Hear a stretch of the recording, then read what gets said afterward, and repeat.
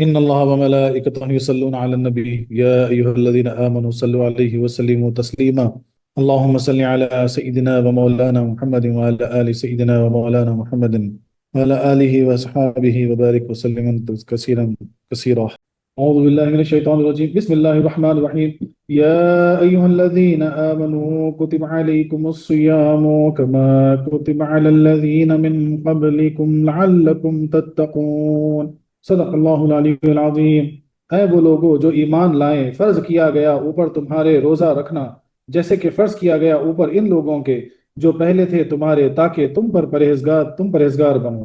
اور تفسیراً جو اس کو لکھا تھا ویسے لکھا تھا کہ اے ایمان والو، تم پر روزے فرض کیے گئے جیسے کہ اگلوں پر فرض ہوئے، کہ کہیں تمہیں پرہیزگاری ملے۔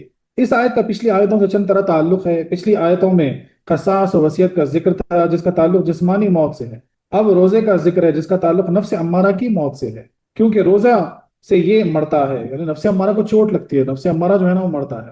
پچھلی آیت سے معلوم ہوا کہ موذی کو مارنا اور بے گناہ کی زندگی میں کوشش کرنا ثواب ہے، اسی لیے وصیت کا جاری کرنا فرض ہے، کیونکہ اس میں میت کے حکم کا زندہ کرنا ہے۔ اب بتایا جا رہا ہے کہ روح کو زندہ رکھو اور نفس کو مارو، یعنی روزہ رکھو۔ پچھلی آیتوں میں معلوم ہوا کہ جان کا قصاص لینا ضروری ہے۔ اب فرمایا جا رہا ہے کہ اعمال کا قصاص یعنی بدلہ بھی ضروری ہے، کہ اگر کسی کے روزے قضا ہو جائیں تو وہ اس کے عوض دوسرے رکھیں۔ یا ایھا الذین آمنو، چونکہ روزہ کا حکم دیا جا رہا ہے جو نفس پر بھاری ہے، لہذا مسلمانوں کو پیارے خطاب سے پکار کر ان کی عزت افزائی فرمائی اور ہمت بڑھائی، چونکہ روزے کا عبادت ہونا عقل انسانی سے ورا ہے۔ یعنی بولتے ہیں نا عقل میں، بولے کیا یہ بھوکا رہنا کیا عبادت ہے بھائی، اکثر سوچتے ہیں مثال کے طور پر۔ تو اصل میں روزہ جو ہے نا نفس پہ بھاری ہے، سمجھ میں نہیں آتا کہ بھوکا پیاسا رہنا عبادت کیوں ہو گیا، اسی لیے اس طرح خطاب کیا گیا، یعنی تم ہو مومن اور بندہ وفادار، تمہاری شان یہ ہے کہ ہمارا ہر حکم مانو، سمجھ میں آئے یا نہ آئے۔ بولتے ہیں نا کالج کے بچے جو ہے وہ کیا کرتے ہیں، کچھ بھی پڑھایا جائے، کچھ کانسیپٹ بولا جائے تو وہ سوچ سمجھ کے ایکسیپٹ کرتے، لیکن اب فوج کے یا پولیس والے ہیں مثال کے طور پر، یا جو ہے نا ہاسپٹل میں کوئی مریض ہے، مریض کو دیکھو ڈاکٹر جو بولا وہ سن لیتا، کوئی عقل نہیں دوڑاتا، بولے ہاں ٹھیک ہے یہ کرنا ہے دوا کھانا ہے، بولے یہ نہیں کھانا ہے انجیکشن لینا ہے۔ پولیس کو بھی ویسی جو حکم ہوتا ہے اس پہ اطاعت کرنا ہے، بس کوئی وہاں پہ کوئی ڈسکشن ہی نہیں، عقل کا استعمال ہی نہیں ہوتا۔ لہٰذا تم روزوں پر عمل کرو۔ تو اسی طرح جب تم مومن بن گئے، اللہ اور اس کے رسول پر ایمان لے آئے، اب اللہ پہ کامل ایمان ہو گیا، اب جو ہے نا کوئی چوں چرا نہیں، کوئی عقل دوڑانا نہیں، بولے حکم ہوا تو ماننا ہے۔ جہاں سلطان عشق ہے وہاں عقل کی گنجائش نہیں، چنانچہ یہاں کہہ کر پیاروں کو پکارا، ایوہا کی تنبیہ سے اس کی غفلت دور کی، اور آمنو فرما کر ان کے محبوب ہونے کی گواہی دی۔ سبحان اللہ سبحان اللہ۔ تو اسی لیے یہاں پر جو ہے نا یا کہہ کے یا الذین کر کے آمنو کہہ کے جو خطاب سے پکارا گیا پیارے کی طرح، اس وجہ سے پکارا گیا کہ اب یہاں پر عشق کی بات ہو رہی، عقل کی بات ہے، کیونکہ عشق میں جو ہے نا دو اور دو باعث بھی ہو سکتے، لیکن عقل میں دو اور دو چار ہی ہوں گی، کہ اے وہ لوگوں جو ایمان لا کر ہمارے ہو چکے، ہماری ہر سخت و نرم بات بھی قبول کرو۔ اللہ تعالیٰ فرما رہا ہے کہ اے وہ ایمان لائے ہم، بولے اب ہماری ہر سخت نرم ہر بات کو قبول کرو۔ اگر آگ میں گرنے فرمائیں تو کود جاؤ، اگر تمہیں کسی مرغوب چیز سے ہٹائیں تو ہٹ جاؤ، کیونکہ یہ محبت کا تقاضا ہے، لہٰذا تم سے فرماتے ہیں۔ یعنی اللہ تعالیٰ کیا فرماتے ہیں، اگر آگ میں کودو تو کود جاؤ۔ ابراہیم علیہ السلام بولے کود گئے آگ میں، بے فکر ہو کے، پتا تھا کہ آگ نہیں جلائے گی، کیونکہ یہ اللہ تعالیٰ کا حکم ہے۔ بولے اور عاشق کا مزاج کیسا ہوتا، بولے وہ تو معشوق کے اوپر چھوڑ دیتا اپنے حال، کود گئے۔ بولے اسی طرح بولے اگر تم سے کوئی چیز سے روکا گیا تو رک جاؤ، کوئی چیز سے تم کو کرنے کے لیے بولا گیا تو کر جاؤ، بولے کوئی عقل کا استعمال مت کرو۔ اللہ تعالیٰ فرماتے ہیں کتب علیکم الصیام، کتبہ کے معنی ہیں لکھے گئے یا لازم کیے گئے، یعنی آسمان و زمین کی پیدائش سے پہلے لوح محفوظ میں یہ روزے تمہارے نامزید کیے گئے تھے۔ یہ فرضیت محض اتفاقی طور پر نہیں بلکہ طے شدہ پروگرام کے ماتحت ہے، لہٰذا تم اس پر ضرور عمل کرو۔ بولے یہ پہلے سے طے تھا، لوح محفوظ پر لکھ دیا گیا تھا کہ امت محمدیہ کو رمضان کے روزے کا حکم ہوگا، ایسا نہیں کہ جو ہے نا اتفاقاً بول دیا گیا، نہیں، یہ طے شدہ پروگرام، یعنی پہلے سے یہ اللہ تعالیٰ کے یعنی احکاموں میں سے احکام تھا جو لکھا ہوا تھا لوح محفوظ پر، اب جو ہے نا اس کا حکم دیا جا رہا ہے۔ یا توریت و انجیل میں لکھا جا چکا تھا کہ امت محمدیہ پر یہ روزے فرض ہوں گے، ان کتاب میں تمہاری نیک نامی ہو چکی ہے، اب روزہ چور یا روزہ چھوڑ یا روزہ توڑ ہو کر اپنے نام کو بٹ نہ لگانا، یعنی اپنے نام کو برا نہ مت بولنا۔ بولے توریت میں انجیل میں تمہارا ذکر ہو گیا کہ ایسی امت آئے گی جو آخری نبی الزما کی امت ہوگی، بولے ان کو ایسے مرتبے ملیں گے، ان کو یہ متبرک روزے رہنے کا موقع ملے۔ بولے اب روزے چھوڑ کے روزے چور بن کے جو ہے نا اپنے نام کو بگاڑو مت۔ بولے اللہ تعالیٰ نے تمہارے نام کی خوب بڑائی کر دی غیر قوموں میں، یا اب تک تو تم پر روزے اختیاری عبادت تھی کہ تمہیں فدیہ کا بھی حق تھا، مگر اب روزے لازم کر دیے گئے، وہ اختیار ختم ہو گئے، لہٰذا یہ آیت محکم ہے، اختیار کی آیت منسوخ۔ یعنی پہلے کیا ہوا تھا کہ پہلے حکم ہوا تھا کہ بھائی بولے عاشورے کا روزہ رہ لو، مہینے کے بیچ کے جو ہے نا 13، 14، 15 کو جو ہے نا روزہ رکھ لو، اور نہیں رکھ سکے تو فدیہ دے دو، کوئی بات نہیں، ضروری نہیں، ایسا کر کے احکام آیا تھا۔ لیکن اب یہ جو آیت آئی وہ احکام کو منسوخ یعنی ختم کر دیا اس کو، اب یہ جو ہے نا آرڈر آ گیا، بولے بھائی اب اس کو آپ کو فالو کرنا ہے، اب اس کو آپ نہیں چھوڑ سکتے۔ سیام کا مادہ سوم ہے، جس کے لغوی معنی ہیں باز رہنا، یعنی کوئی چیز سے رکے رہنا، چھوڑنا یا سیدھا ہونا، تفسیر کبیر میں لکھا ہوا ہے۔ اسی لیے خاموشی کو سوم کہتے ہیں، خاموشی کو بھی سوم کہتے ہیں۔ انی نظرت للرحمن صوما فلن اکلمہ، کیونکہ اس میں کلام سے باز رہنا ہے۔ دوپہر کو سوم النہار کہتے ہیں کہ یہ وقت سورج کے قیام کا ہے۔ کہتے ہیں سامت الریح، ہوا درست ہو گئی، اور سام الفرس یعنی گھوڑا کھڑا ہو گیا۔ تفسیر کبیر میں یعنی مثال دی جا رہی ہے کہ سوم جو لفظ استعمال ہوتا، شریعت میں مسلمان کا صبح صادق سے آفتاب ڈوبنے تک بنیت عبادت، کھانا پینا اور ہمبستری ترک کرنے کا نام سوم ہے۔ اب ہمارے لیے جو سوم کی مثال وہ نکلے گی وہ یہ سورج کے نکلنے سے سورج کے ڈوبنے تک کھانا پینا اور ہمبستری جماع سے اپنے آپ کو روک کے رکھنا، یہ سوم ہے۔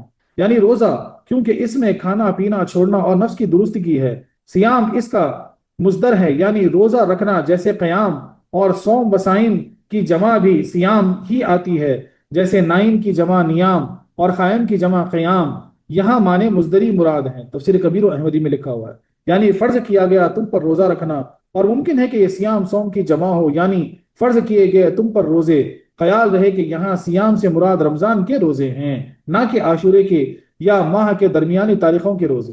لہٰذا یہ آیت ان احادیث کی ناسخ ہے جن سے عاشورہ یا ماہ کے 3 روزے کی فرضیت ثابت ہے۔ نسخ حدیث بالقرآن درست ہے، یعنی کوئی حدیث قرآن کی آیت سے نسخ ہو سکتی، ویسے ہی جو ہے نا کوئی حدیث بھی آ کر جو ہے نا قرآن کی آیت کو بھی نسخ کر سکتی، اور قرآن کی آیت حدیث کو نسخ کر سکتی، یہ ہم پڑھ چکے اس سے پہلے۔ تو اب جو حدیث سے جو حکم ملا تھا کہ عاشورے کا روزہ رکھو اور مہینے کے بیچ کا یعنی 13، 14، 15 کا روزہ رکھو، وہ حکم کو اب یہ آیت جو ہے نا آ کے نسخ کر دیا، یعنی اب وہ حکم نہیں چلے گا، اب تم کو رمضان کے پورے روزے رکھنا ہے، یہ فرض ہے تمہارے اوپر۔ کما کتب علی الذین من قبلکم، چونکہ روزہ نفس پر دشوار تھا، اسے آسان کرنے کے لیے فرمایا گیا کہ یہ تم پر ہی فرض نہیں ہوا بلکہ اگلی امتوں پر بھی تھا۔ ذرا ہمت سے کام لینا، کہیں ان کے مقابلے میں فیل نہ ہو جائیں۔ بولے ذرا ہمت سے کام لو، فیل میں تو ایسا نہیں کہ صرف تم کو روزے رکھنے کا حکم ہو رہا، بولے تم سے پہلے امتوں کو بھی حکم تھا، ان پہ بھی فرض تھا روزہ۔ تفسیر کبیر و احمدی میں ہے کہ آدم علیہ السلام سے عیسیٰ علیہ السلام تک ہر امت پر روزے فرض رہے، چنانچہ آدم علیہ السلام پر ہر خمری مہینے کی 13ویں، 14ویں، 15ویں کے روزے تھے۔ آدم علیہ السلام کی امت پہ خمری یا خمری چاند ہے، ہماری چاند کی تاریخ جو ہم دیکھتے ہیں نا، اس سے 13، 14، 15 کے روزے جو ہے نا وہ امت میں ہوا کرتے تھے۔ اور موسیٰ علیہ السلام کی قوم پر عاشورے کا روزہ فرض رہا۔ بعض روایتوں میں ہے کہ سب سے پہلے نوح علیہ السلام نے روزے رکھے، درِ منصور الغنم میں بھی لکھا ہوا ہے۔ تفسیر کبیر نے فرمایا کہ عیسائیوں پر ماہ رمضان کے روزے فرض تھے، چونکہ خمری مہینے موسموں میں گھومتے رہتے ہیں اور گرمی کے روزوں میں انہیں تکلیف ہوتی تھی، اس لیے انہوں نے شمسی مہینے سے موسوم بہار کے روزے لازم کیے تاکہ گرمی سے بچے رہیں، اور بدلنے کے عوض 20 روزے اور بڑھا کر بجائے 30 کے 50 بنا دیے۔ ایسے ہی یہودیوں پر بھی رمضان ہی کے روزے فرض تھے، جنہوں نے یہ چھوڑ کر ایک عاشورے کا روزہ اختیار کیا، کیونکہ اس دن موسیٰ علیہ السلام کو فرعون سے نجات ملی۔ غرض کہ یا تو صرف روزے میں تشبیہ ہے یا اس کی مقدار میں بھی، اور الذین سے یا تو ساری اگلی امتیں مراد ہیں یا اہل کتاب۔ یعنی کیا مثال دی جا رہی ہے کہ عیسائیوں پر بھی روزے تھے اور قمری حساب سے ہی تھے، یعنی مون کی تاریخ سے، لیکن وہ لوگ کیا کیے، کیونکہ اب چاند کی تاریخ بدلتی رہتی ہے نا، دیکھو ہمارا رمضان بھی کیا ہوتا، کبھی سردیوں میں آتا، کبھی گرمیوں میں آ جاتا، کبھی بارش میں آتا، تاریخ بدلتی رہتی ہے نا، 14 دن کا فرق ہوتا رہتا ہر سال۔ تو یہ لوگوں نے کیا کیا، عیسائیوں نے کیا کیا، بھائی ایک کام کریں گے، بولے گرمیوں میں روزہ رہنا بہت سخت ہے، بہت مشکل ہے، بولے ہم سردیوں میں روزہ رہ لیں گے لیکن 30 کے بجائے 50 رہ لیں گے۔ تو اپنے حساب سے جو ہے نا توڑ مڑوڑ کے ایک نئی چیز بنا لی۔ ویسی جو ہے نا یعنی یہودیوں پر جو ہے نا ان کے اوپر بھی رمضان کے روزے فرض تھے، لیکن وہ ہٹا کے جو ہے نا عاشورے کا روزہ پکڑ لیا خالی۔ کیوں؟ کیونکہ عاشورے کے دن موسیٰ علیہ السلام کو جو ہے نا فرعون سے نجات ملی تھی، اس کو پکڑ لیے مثال کے طور۔ لعلکم تتقون، اس کا تعلق کتبہ سے ہے اور اس میں روزے کی حکمت کا ذکر ہے، یعنی تم پر روزے اس لیے فرض کیے گئے تاکہ جہنم کی آگ سے بچ جاؤ یا پرہیزگار ہو جاؤ، کیونکہ گناہ کرنے والا نفس ہے اور یہ کھانے پینے سے خبی ہوتا ہے۔ زیادہ کھانا، زیادہ پینا، زیادہ جو ہے نا غذائیں لینا، اس سے تمہارا نفس اور طاقتور بنتا، تم کو اور عبادت سے روکے گا، تم کو اور گناہوں کی طرف ڈالے گا۔ ہاں اس کو سمجھو ذرا، اسی لیے جو ہے نا کھانے پینے میں تھوڑا سا احتیاط برتنا لازم ہے۔ جب روزے سے اس کی قوت ٹوٹے گی تو تمہیں گناہ کی طرف رغبت بھی کم ہوگی اور پرہیزگاری بھی حاصل ہوگی۔ اسی لیے جو ہے نا روزے فرض کیے گئے تاکہ جو ہے نا نفس کو جو ہے نا چوٹ لگے، اس کا غرور ٹوٹے، اور جو ہے نا گناہوں سے تم روکے اور پرہیزگاری کی طرف تم زیادہ مائل ہو۔ اسی لیے جو ہے نا رمضان میں خالی جو ہے نا بولے روزہ رہ رہے تو بولے پورا دن سو اور مغرب سے اٹھتے جو ہے نا فجر تک کھاتے رہو، فائدہ نہیں ہے، پھر نفس کو تو اور مزہ آتا، بولے ارے چلو زبردست، بولے رات میں بھی جگا کے رکھ رہا ہوں، بولے کھلا رہا ہوں بھی، بولے بولے اور مستی میں؟ اصل مقصد رمضان کا روزے کا یہ ہے کہ نفس کو چوٹ لگے، نفس کو جو ہے نا وہ مار لگے۔ اے مسلمانوں، تمہیں ایسا عمل بتاتے ہیں جو تقوی کی اصل ہے، وہ یہ کہ تم پر روزے فرض کیے جاتے ہیں، مگر یہ تمہارے واسطے نئی بات نہیں، تم سے پہلے اوروں پر بھی فرض رہ چکے ہیں، تم اس پر کاربند ہو تاکہ تمہارے تقوی اور پرہیزگاری حاصل ہو، تمہیں تقوی اور پرہیزگاری حاصل ہو۔ اب روزے کے متعلق بتایا جا رہا ہے کہ روزہ اعلان نبوت کے 15ویں سال یعنی 10 شوال 2 ہجری میں فرض ہوا۔ روزہ کب فرض ہوا بتایا جا رہا ہے، خزائن عرفان میں بھی لکھا ہوا ہے، درر مختار میں بھی لکھا ہوا ہے، تفسیر کبیر میں بھی لکھا ہوا ہے یہی چیز کہ روزہ اعلان نبوت کے 15ویں سال یعنی 10 شوال 2 ہجری، یعنی مدینہ مشرفہ تشریف لے جا کر 2 سال ہو چکے تھے، 2 ہجری 10 شوال سے جو ہے نا روزے رمضان کے فرض قرار دیے گئے۔ اولاً صرف ایک روزہ یعنی عاشورے کے دن کا فرض ہوا، پھر یہ منسوخ ہو کر ہر چاند کی 13ویں 14ویں 15ویں کے روزے فرض کیے گئے، پھر یہ بھی منسوخ ہو کر ماہ رمضان کے روزے فرض ہو گئے، مگر لوگوں کو اختیار تھا چاہے روزہ رکھیں چاہے فدیہ ادا کریں، یعنی ہر روزے کے عوض آدھا سا گیہوں یا 1 سا جو صدقہ کر دیں۔ پھر یہ اختیار بھی منسوخ ہو کر روزے لازم ہو گئے۔ یہ پابندی رہی کہ رات کو سونے سے پیش تک جو چاہو کھاؤ، سو کر کچھ نہیں کھانا۔ پھر حضرت سرما کا واقعہ پیش آنے پر صبح تک کھانے پینے کا اختیار دیا گیا، مگر جمع پھر بھی حرام رہا۔ پھر حضرت عمر رضی اللہ عنہ کا واقعہ پیش آنے پر رات میں یہ بھی حلال کر دیا گیا۔ ان سب چیزوں کا ذکر اگلی آیتوں میں آ رہا ہے۔ اس آیت میں اجمالی ہے، یعنی اجمالی حکم ہے، تفسیر احمدی میں لکھا ہوا ہے۔ یوں سمجھو کہ اولاً کلمہ پڑھنا فرض ہوا، پھر نماز، پھر زکات، یعنی اس کو سمجھنے سے پہلے ایک چیز سمجھیے کہ پہلے ہوا کیا تھا، عاشورے کا روزہ فرض ہوا، پھر وہ حکم خارج ہوا، مہینے کے بیچ کے 3 روزے 13 14 15 روزہ رہنا فرض ہوا، پھر وہ حکم خارج ہوا، رمضان کے روزے آ گئے۔ پھر پہلے حکم کیا تھا کہ بھائی چاہے تو رکھ لو نہیں تو فدیہ دے دو، مطلب کسی بھوکے کو کھانا کھلا دو پیٹ بھر، بولے ہو جائے گا اس کا، یعنی اس کے بدل میں وہ کام آپ کر سکتے ہیں، لیکن بعد میں پھر وہ بھی منسوخ ہو گیا، بولے نہیں روزے رہنا لازم ہے، بولے اب جو ہے نا فدیہ نہیں دے سکتے، ابھی بھی فدیہ ہوگا، وہ آگے آئے گا، وہ کن حالات پہ وہ آگے آئے گا۔ پہلے کیا تھا کہ رات میں نہیں کھا سکتے، سونے کے بعد سوئے تک، یعنی افطار سے سونے سے پہلے تک کھا لو جو بھی کھانا ہے، سونے کے بعد نہیں کھا سکتے، پھر کب تک، مغرب تک، ایسا حکم تھا۔ لیکن بعد میں جو ہے نا حضرت سرما کا واقعہ جو پیش آیا اس کی وجہ سے جو ہے نا پھر وہ آگے ہم ڈسکس کریں گے وہ کیا واقعہ تھا، اس کی وجہ سے جو ہے نا پھر وہ چھوٹ ہو گئی، بولے نہیں نہیں رات میں بھی کھا سکتے۔ پھر جو ہے نا جمعہ پر پورے رمضان پابندی تھی، پھر بعد میں تو عمر فاروق کا نکاح کا معاملہ آیا تو وہاں پہ جو ہے نا رات کے ٹائم جمعہ بھی جو ہے نا حلال کر دیا گیا۔ تو یہ ساری چینجز ہوتے ہوتے جو ہے نا پھر وہ ایک چیز حکم آ کے بیٹھ گئی۔ یوں سمجھو کہ اولاً کلمہ پڑھنا فرض ہوا، پھر نماز پڑھنا، پھر زکوٰۃ، پھر روزے، پھر جہاد و حج، تفسیر البیان میں لکھا ہوا ہے۔ در منصور نے فرمایا کہ نماز میں بھی تبدیلیاں ہوئیں اور روزے میں بھی۔ نماز معراج میں 50 وقت فرض ہو کر 5 کم ہو کر 5 نہیں، پھر اولاً ہر وقت میں 2 رکعتیں فرض تھیں، بعد از سفر میں 2 رہیں، اور اقامت میں بعض 4 یا 3 کر دی گئیں۔ کچھ روز بیت المقدس کی طرف پھر کعبہ معظمہ کی طرف ادا ہوئیں، اور روزے میں مذکورہ 6 تبدیلیاں واقع ہوئیں۔ یعنی اب یہ بولا جاتا ہے اس میں لکھا گیا کہ نماز میں بہت ساری تبدیلیاں ہوئی پہلے، ایسا نہیں کہ ڈائریکٹ جو ہے نا جو رکعتیں ہم پڑھتے ویسے ہوئی نہیں، پہلے تبدیلیاں تھیں، پہلے صرف 2 رکعت فرض ہوا کرتی تھی، پھر 3 کبھی 3 ہوئی، کبھی 4 ہوئی، کبھی جو تبدیلی ہو گئی، پھر آ کے پھر وہ پورا سیٹ ہوا تھا نمازوں میں بھی۔ تو اسی طرح جو ہے نا روزوں میں بھی 6 تبدیلیاں ہوں گی، پہلے بولے عاشورے کا، پھر بولے نہیں، بولے مہینے کے 3 روزے، بولے وہ بھی آپ کی مرضی سے، پھر اس کے بعد بولے نہیں رمضان کے روزے، بولے پھر وہ بھی آپ کی مرضی سے فدیہ دے لو، پھر اس کے بعد بولے نہیں آپ کو رہنا ہی پڑے گا۔ تو یہ سب ہو کے جو ہے نا پھر یہ حکم صادر ہوا۔ اب روزے کے کیا اسرار ہیں، یعنی کیا راز ہیں، اس کو سمجھنا ہے۔ روزے میں سدا حکمتیں ہیں، اسی لیے ہر قوم اس کو عبادت جانتی رہی۔ اب دیکھیے ہر قوم میں کافروں میں دیکھو روزے کا کانسیپٹ ہے، عیسائیوں میں دیکھو روزوں کا کانسیپٹ ہے، یہودیوں میں دیکھو روزے کا کانسیپٹ ہے، ہر قوم میں دیکھ لو روزے کا کانسیپٹ موجود ہے، اور جانتی ہیں اگرچہ طریقوں میں قدر اختلاف ہو، ہم کچھ حکمتیں بیان کرتے ہیں۔ پہلی حکمت، روح عالم اجسام میں آنے سے پہلے کھانے پینے وغیرہ سے پاک و صاف تھی، اسی لیے گناہوں سے محفوظ رہتی تھی۔ اب روح جو عالم ارواح میں تھی، یہ عالم اجسام میں یعنی دنیا میں جہاں جسموں کا عالم ہے، اس میں آنے سے پہلے کھانے پینے سے پاک تھی، اس لیے وہاں روح سے کوئی گناہ سرزد نہیں ہوتا تھا۔ اجزاء جسم کا بھی یہی حال تھا، مگر جب یہ دونوں ملے تو جسم روح کی وجہ سے غذاؤں کے حاجت مند ہوئیں اور گناہوں میں مبتلا۔ ضرورت تھی کہ اب بھی کچھ روز ان کو مرغوب غذاؤں سے باز رکھا جائے تاکہ انہیں اپنی پہلی حالت یاد رہے اور پہلے کی طرح اب بھی گناہوں سے بچے رہیں۔ سبحان اللہ، سبحان اللہ۔ دیکھیں سب سے پہلا راز روزہ کیا کرتا، آپ کو عالم ارواح کی یاد دلاتا۔ اگر روزے کو روزے کی طریقے سے رہیں تو ایسا نہیں جیسا کہ جو ہے نا چر رہے رات بھر خالی چرتے جا رہے تو بھی فائدہ نہیں ہے۔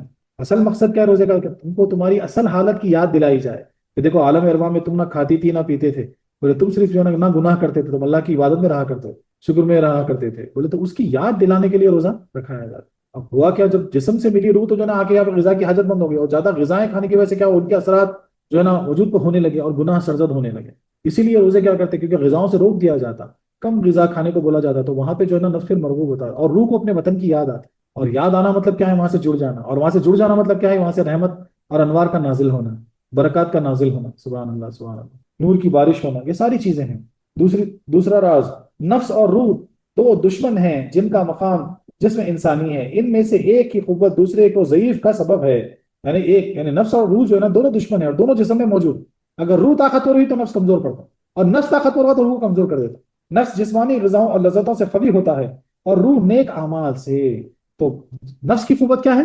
لذتیں، جسمانی کھانا، بولے یہ کھاؤ وہ کھاؤ، یہ کرو یہ مزہ وہ مزہ، نفس کو بہت طاقت دے رہے، روح کمزور کر رہے۔ اور روح کی طاقت کیا ہے؟ نیک اعمال، پابندی سے ذکر کرنا، پابندی سے نمازیں ادا کرنا، پابندی سے صدقہ و خیرات کرنا، پابندی سے جو ہے نا ذکر کے حلقوں میں رہنا، پابندی سے تفسیر قرآن سننا، پابندی سے قرآن کی تلاوت کرنا، پابندی سے وظائف کا ادا کرنا۔ یہ ساری چیزیں جو ہے نا تمہاری روح کو قوی کرتے جاتی ہے نا، طاقتور بناتے جاتی ہے۔ ضرورت تھی کہ کچھ روز بھوکا رکھا جائے تاکہ نفس کمزور ہو۔ تو روزے اصل کیا کرتے معلوم ہے؟ روح کو جتاتے، نفس کو کمزور کرتے اور روح کو جتاتے۔ اور ایک راز، روزے میں بھوک اور پیاس کی تکلیف کا پتہ چلتا ہے، جس سے غذا اور پانی کی قدر ہوتی ہے اور انسان خدا کا شکر کرتا ہے۔ تو روزہ اصل کیا کرتا ہے؟ شکر گزاری یاد دلاتا، کیونکہ جب پیاس لگتی، بھوک لگتی، پھر بھی آپ نہیں کھاتے، آپ کو پتہ لگتا ہے کہ کیا قیمتی چیز ہے، اللہ کی کیا نعمت ہے جو اللہ نے ہم کو بے حساب عطا کر کے رکھی۔ پھر ہر نوالے پہ، ہر کھانے پہ جو ہے نا تم برابر شکر ادا کرو۔ چوتھا، روزے سے بھوکوں پیاسوں پر مہربانی کا جذبہ پیدا ہوتا ہے، کیونکہ غنی یعنی جو مالدار ہوتے ہیں اپنی بھوک یاد کر کے فقیر کی بھوک کا پتہ لگاتا ہے۔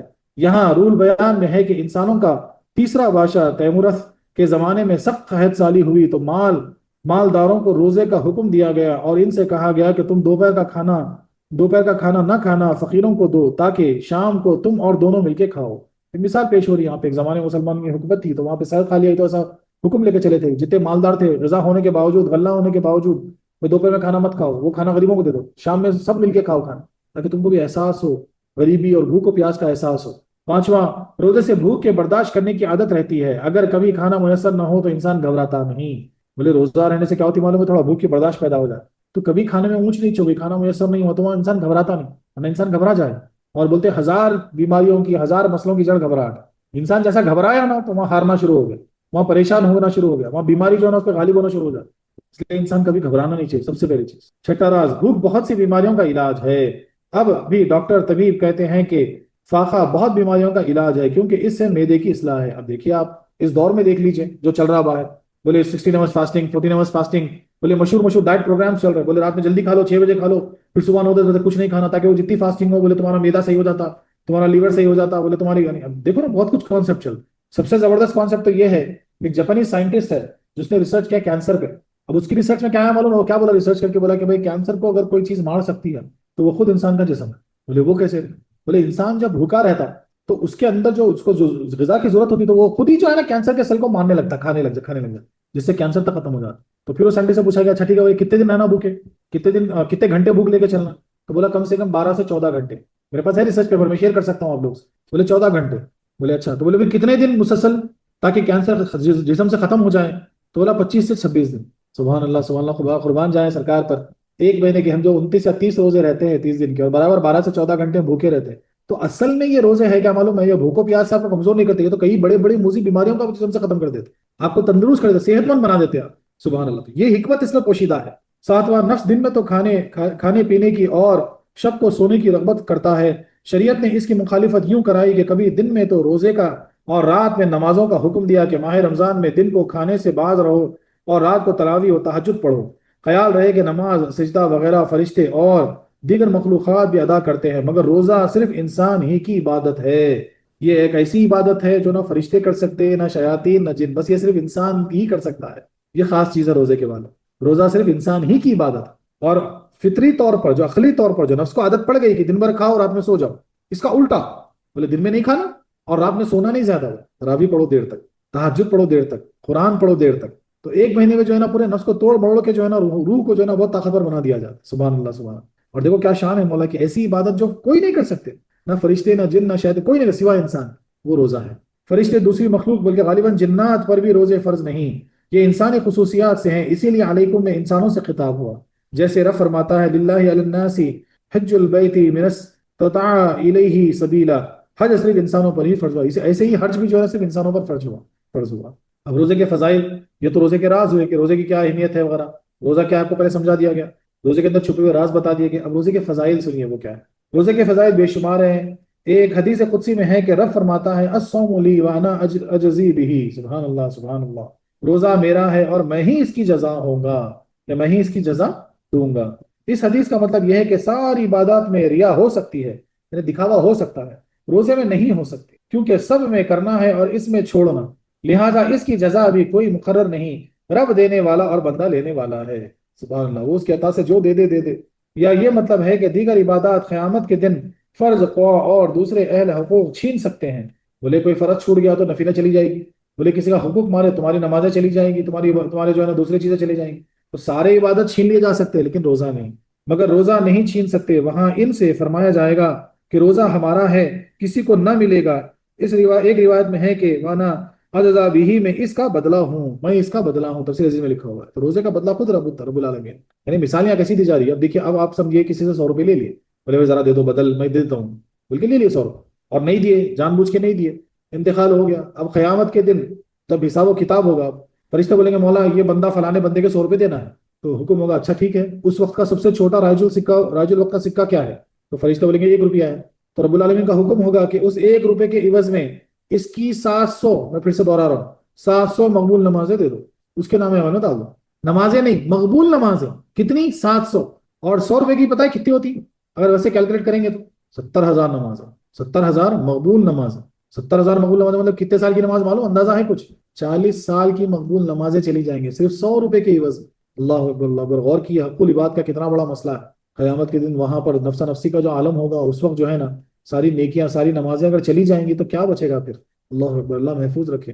اسی لیے اپنے معاملات کو درست کرو، لین دین کو درست کرو، ایسے ہی جو ہے نا اپنی خواہشات کو نفس کے چکر میں پڑ کے اپنی خواہشات کو پوری کرنے کے لیے بولے یہاں سے لے لیے وہاں سے لے لیے، دینا بھول گئے، بولے آج جان دو چلو دیکھیں گے کلی ولی، اس کا حق مار دو، اس کا حق مار دو، بہن کا حق مار دو، بھائی کا حق مار دو۔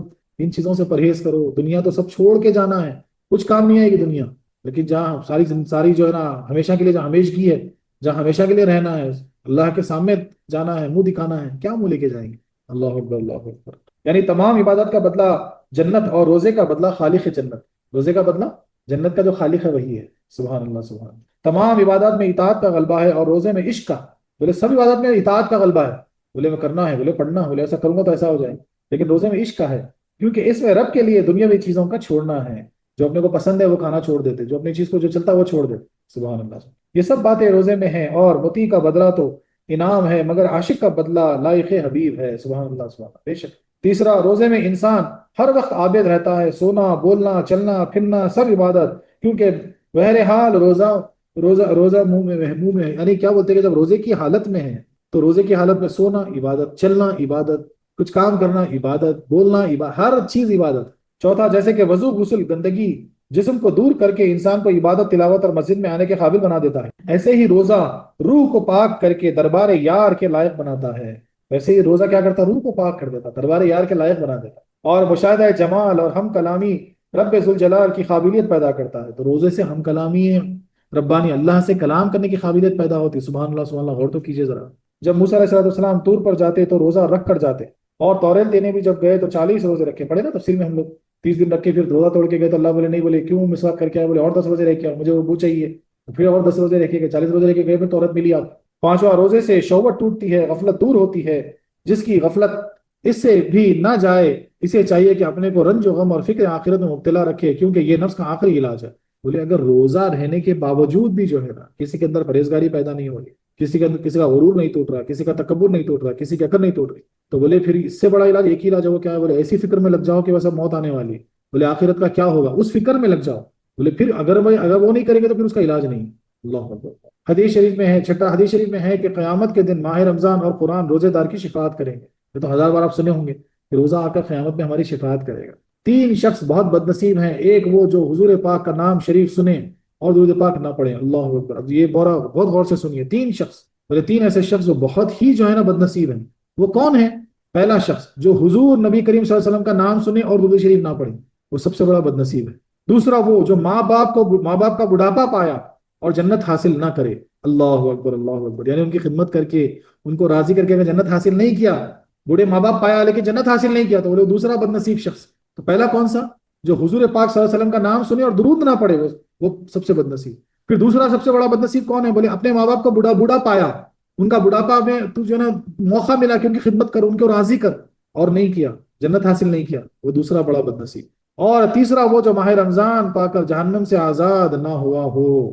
سبحان اللہ سبحان اللہ، دیکھو حدیث میں تیسرا بد نصیب ماہ رمضان پایا لیکن پھر بھی جہنم کی آگ سے اپنے آپ کو نجات نہ دلائی، یہ تیسرا بڑا بد نصیب ہے۔ تو یہ تین جو ہے نا بڑے بد نصیب ہیں حدیث کے اعتبار سے، نبی کریم صلی اللہ علیہ وسلم فرماتے ہیں۔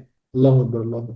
اب یہاں پر کچھ اعتراضات ہیں۔ پہلا اعتراض، روزہ دن میں کیوں ہوا رات میں کیوں نہ ہو مقرر ہوا؟ سوال، کیونکہ بہت سارے جو غیر مذہب کے ہوتے ہیں نا وہ رات میں بھی روزہ رکھتے ہیں، ان کا روزہ الگ ہوتا، بولے روزہ مطلب خالی چاول مت کھاؤ روٹی مت کھاؤ باقی سب کھا سکتے، بولے تو دن رات کا روزہ رہتا ان کا، بولے دودھ پی لے رہے جوس پی لے رہے فروٹ کھا لے رہے، بولے پرہیز کیا ہے؟ وہ تو خالی چاول سیریلس نہیں کھائیں گے روٹی نہیں کھائیں گے۔ ایک سوال ہوا تو تمہارا روزہ رات میں کیوں نہیں ہے؟ جواب سنیے، رات میں تو انسان عادتاً بھی کچھ نہیں کھاتا، کھاتا پیتا سونے ہی میں گزارتا ہے، اگر رات میں روزہ ہوتا تو عادت و عبادات و طبیعت اور شریعت میں فرق نہ ہوتا۔ نیز دن میں انسان چیزوں کو بھی دیکھتا ہے اور لوگوں کو کھاتا پیتے بھی ہیں، عورت کا حسن و جمال بھی، اس کا لباس زینت و چلنا پھرنا بھی ملاحظہ کرتا ہے، جس سے کھانے پینے اور جماع کی رغبت پیدا ہوتی ہے۔ اس وقت صبر کرنا واقع کمال اور باعث ثواب ہے۔ تو سمجھا دیا گیا کہ رات میں اکثر انسان کھاتا کا سوتا، اسی وجہ سے جو ہے نا دن کا روزہ مقرر ہوا۔ لیکن میں تو بولتا ہوں بھائی اللہ رحم کرے، بولے آج کے مسلمان قوم کو اگر دیکھیں تو پھر بولیں گے بھائی ان کو رات کا روزہ کرو، کیونکہ دن میں تو سوتے پڑے رہتے، بولے کبھی کسی کی فجر جو ہے نا کسی کی صبح ظہر کے بعد ہو رہی، کسی کی عصر کے بعد ہو رہی، کسی کی مغرب کے بعد ہو رہی، اور رات بھر گھومتے پھرتے کھاتے پیتے مستی کرتے رہتے، نفس کو اپنے پالتے رہتے۔ اللہ اکبر اللہ اکبر۔ حالانکہ حقیقتاً عقلاً جو ہے نا وہ یعنی بولتا ہے قدرتاً جو چیز رکھی گئی وہ یہ ہے کہ دن میں انسان کھائے پیے چیزوں میں جو ہے نا ملوث ہوں، اور رات میں جو ہے نا آرام کریں یا عبادت کریں۔ اور ایک سوال، روزے دار کو رات میں کھانے پینے کی اجازت کیوں دی گئی؟ چاہیے تھا کہ دن و رات کا روزہ ہوتا۔ یہ سوال ہوا، اس کا جواب سنیے۔ یہ بات طاقت انسانی سے باہر ہے جس سے وہ ہلاک ہو کر دیگر عبادات سے بھی محروم ہو جائے گا۔ نفس کی اصلاح منظور ہے نہ کہ اس کی ہلاک کرنا منظور ہے۔ بولے ہم انسان کو مارنا نہیں چاہ رہے، بولے نفس کو دروست کرنا چاہ رہے۔ اگر رات دن دونوں ٹائم بھوکا رکھنے کا حکم دے دیا تو پھر انسان ویسے ہی ہلاک ہو جائے گا۔ اب یہاں پر اس کا باطنی نقطہ جو ہے صوفیہ کرام کیا فرماتے ہیں کہ اے لوگو جو انوار حضوری کا مشاہدہ کر کے رب کے امن میں آ چکے، تم پر جسمانی، قلبی، سری، روحانی روزہ فرض کیا گیا۔ اب دیکھیے یہاں کتنے طرح کے روزے بتائے جا رہے ہیں، اور یہ کہ جو اے لوگو جو حضوری کا مشاہدہ یعنی اپنے آپ کو اللہ کے حضور میں یعنی پیش کر کے جو ہے نا اللہ کے انوار کا مشاہدہ کر چکے، جو کرتے ہیں ہمیشہ یا کر چکے، ان کے لیے جو ہے نا کتنے روزے فرض ہوئے؟ جسمانی، قلبی، سری، روحانی، یہ سارے روزے فرض ہوئے۔ اب جسمانی روزہ یہ ہے کہ روزے دار کا ہر اعضا گناہوں سے محفوظ رہے۔ اصل جسم کا روزہ کیا ہے؟ تو بولے جسم کا ہر اعضا، ہاتھ پاؤں زبان آنکھ ناک کان گناہوں سے محفوظ رہے۔ آنکھ حرام چیز نہ دیکھے، کان جھوٹ غیبت و بد کلامی باجے کی آواز نہ سنے۔ اب اس سے سوچو، اب آج کل تو ایسا ہو گیا کہ بھائی روزہ رہتے دن بھر موبائل پہ نا چلتے رہتے، کلپاں دیکھتے رہتے، ٹائم پاس کرتے رہتے۔ حالانکہ کیا بولا جا رہا ہے؟ جسم کا روزہ کیا ہے؟ آنکھ کو محفوظ رکھو، کان کو محفوظ رکھو، زبان بری باتوں سے بچے وغیرہ۔ قلبی روزہ یہ ہے کہ وہ برے خیالات سے محفوظ رہے۔ قلبی روزہ کیا ہے؟ یہ تو جسمانی روزہ ہو گیا۔ قلبی روزہ یہ ہے کہ برے خیالات سے محفوظ ہے، اپنے خیال کو پاک کرنا، یہ کیا ہے؟ قلب کی عبادت ہے، قلب کا روزہ ہے۔ اسی لیے صوفیہ کرام فرماتے ہیں جن کے خیال پاک ہوتے مراقبوں سے مشاہدوں سے وہ ہمیشہ روزے کی حالت میں رہتے، ان کا قلب ہمیشہ روزے میں رہتا۔ سبحان اللہ، ان کے کبھی غلط خیال نہیں آتا، گندا خیال نہیں آتا، چاہے کسی کے متعلق ہو یا جو ہے نا کوئی نفسانیت کے متعلق ہو، کسی بھی وجہ سے ہو، غلط خیال کا نہیں آنا قلب کا روزہ ہو۔ اسی لیے جب تصوف میں آپ آئے، مبارکباد ہے، دیکھیے تصوف میں جب آتے پھر سب کیا ذکر دیتے؟ بولے قلب کا ذکر دیتے، مراقبے میں بیٹھ کے بولے اپنے خیال کو پاک کرو، اگر خیال بھٹک رہا بولے پیر کو یاد کیوں یاد کرو؟ تاکہ قلب کا وہ گندا خیال ہٹ جائے، دور ہو جائے، وہ خیال دور ہو جائے، تاکہ پھر جو ہے نا تم جو نا ایسی حالت میں جیسے تم روزہ ہو، تو وہ گویا قلب کا روزہ ہوا۔ تو جسمانی روزہ کیا ہے؟ بولے اعضاء سے گناہوں سے محفوظ رہنا، آنکھ کان ناک منہ ہاتھ پیر، اس کی جو ہے نا حفاظت کرنا جسمانی روزہ ہوا۔ قلب کا روزہ کیا ہوا؟ برے خیال سے پاک رکھنا اپنے قلب کو، قلب کا روزہ ہوا۔ اور پھر روحی روزہ یعنی روحانی روزہ کیا ہوا؟ یہ ہے کہ وہ عالم روحانیت میں رب کے سوا کسی کو نہ دیکھے۔ سبحان اللہ سبحان اللہ۔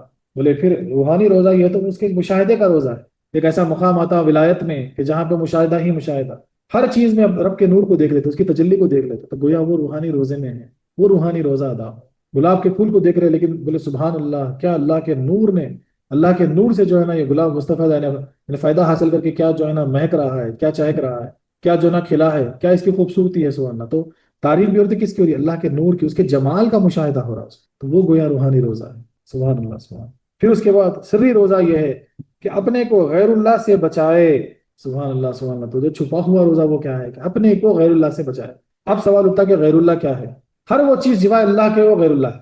بولے آپ کو دولت کی خواہش غیر اللہ ہے، بنگلے کی خواہش غیر اللہ ہے، گاڑی کی خواہش غیر اللہ ہے، ہر وہ چیز، مقام کی خواہش غیر اللہ ہے، ولی بننے کی خواہش غیر اللہ ہے، غرض کے خواہش رکھنا کوئی ایسی چیز، یعنی اللہ کے سوا کوئی اور چیز کی خواہش رکھنا غیر اللہ، اور یہ جب ہٹ جاتی چیز تو پھر جو ہے نا وہ روزے کے عالم میں ہی رہتے، وہ سری روزہ ادا ہوتا۔ سبحان اللہ سبحان اللہ۔ جو ان مفترات سے بچا رہے وہ حقیقی روزے دار ہے۔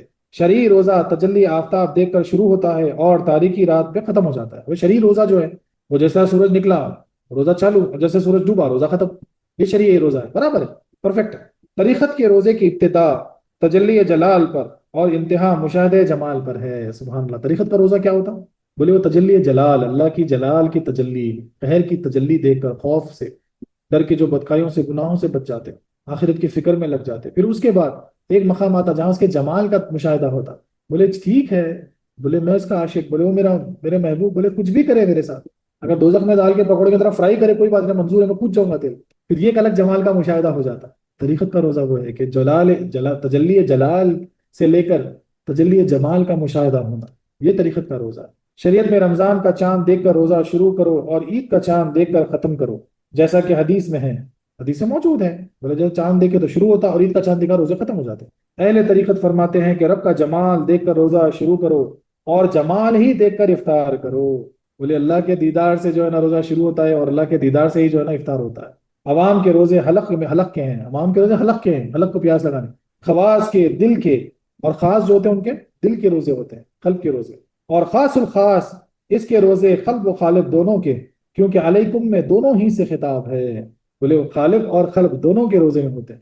سبحان اللہ سبحان اللہ۔ تو جو ہے نا جسمانی روزہ بھی رکھتے ہیں، قلبی بھی رکھتے ہیں، سری بھی رکھتے ہیں، اور روحانی بھی رکھتے ہیں۔ یہ روزے تم پر ہی فرض نہیں ہیں بلکہ تم سے پہلے تمہاری روح اور جسم دونوں روزے دار تھے۔ بولے یہ جسم اور روح کا میل ہونے سے پہلے بھی عالم ارواح میں روح جو ہے نا وہ روزے دار تھے، جسم بھی روزے دار تھا۔ تم اس پر عمل کرو تاکہ اغیار سے بچ کر دربار یار کی حاضری کے قابل ہو جاؤ۔ بولے دشمنوں سے، نفس جو دشمن ہے، شیطان جو دشمن ہے، دنیا جو تمہاری دشمن ہے اصل میں، بولے ان سارے دشمنوں سے بچ کر جو ہے نا اس قابل ہو جاؤ کہ یار کے دربار میں ٹھہر سکے۔ سبحان اللہ سبحان اللہ۔ یہ اصل میں باطنی نقطہ ہے روزہ۔ کتنے طرح کے روزے ہیں اس کے اندر، اس پہ غور کیجیے۔ شریعت کا روزہ کیا ہے غور کیجیے، طریقت کا روزہ کیا ہے غور کیجیے۔ سبحان اللہ سبحان اللہ۔ وآخر دعوانا أن الحمد لله رب العالمين.